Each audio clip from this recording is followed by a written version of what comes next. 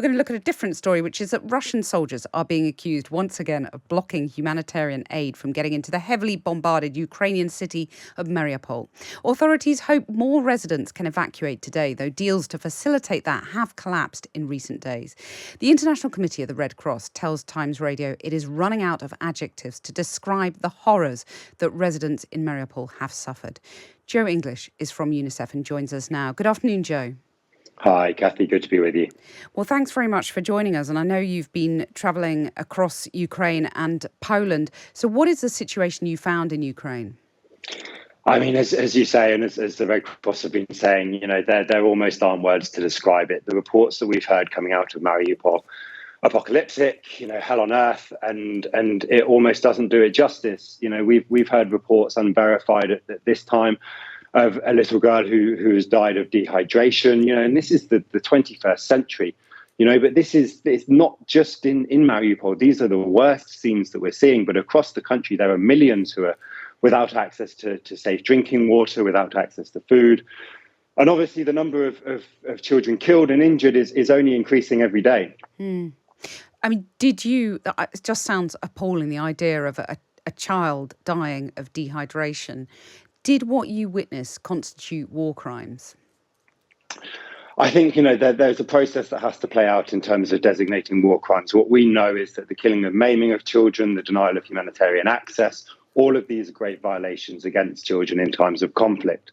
You know, and so what we need, there's been a lot of talk of humanitarian corridors recently, but what we need is we echo the Secretary General's call for a ceasefire, because ultimately, you know, it's not just a case of getting families out and getting humanitarian supplies in, because we're never going to be able to get enough in these brief pauses. And there are also those families who may be living with elderly relatives or with children with disabilities who can't get out when it's just a short period of time for them to flee. And what we're hearing as well is that many families are not even aware that these humanitarian corridors, these pauses are taking place, you know, where there's no communication within the city. There's very little way of making this known to the families on the ground. I'm sure many people listening would wholeheartedly agree with your assessment that a ceasefire needs to happen. But given how unlikely that is when you look at Russia's stance and what Russia's been saying in the last few weeks, at the moment, we're stuck with this plan from the International Committee of the Red Cross to evacuate people trapped in Mariupol. Do you have any confidence that will succeed, that it will get sufficient numbers out and that it will be supported by the Russians?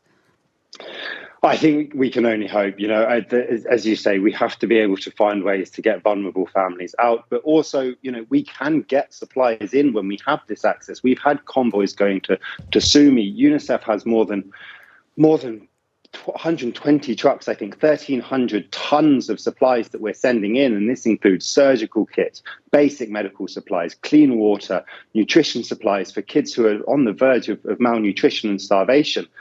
But we need this safe access. We need safe, unfettered access to every area of the country. And it can't just be words. We need to see this in practice. And I know, having been to Ukraine, you then left, I believe, via Poland.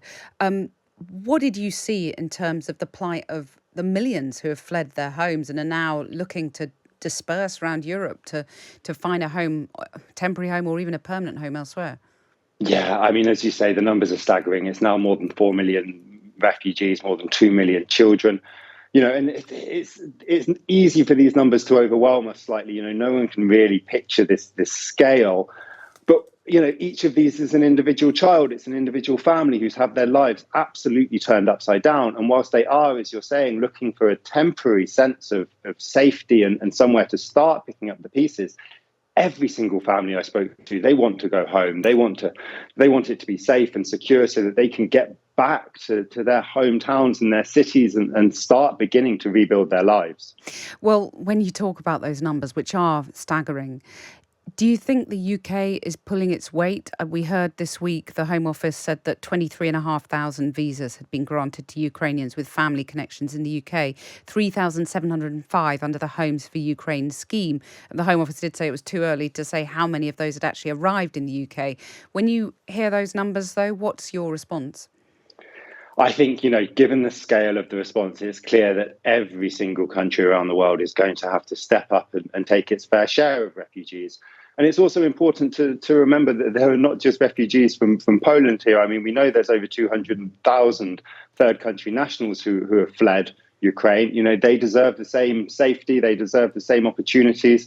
And, you know, my day job is working on places like Syria and Yemen and Afghanistan, and we can't forget, you know, these vulnerable populations as well. So we need international cooperation, international solidarity, and we need to make sure that people who are fleeing in search of safety, fleeing for their life, you know, have safe and legal routes to apply for asylum, to apply for refugee status, you know, so that they can begin to have a, you know, a semblance of hope for the future.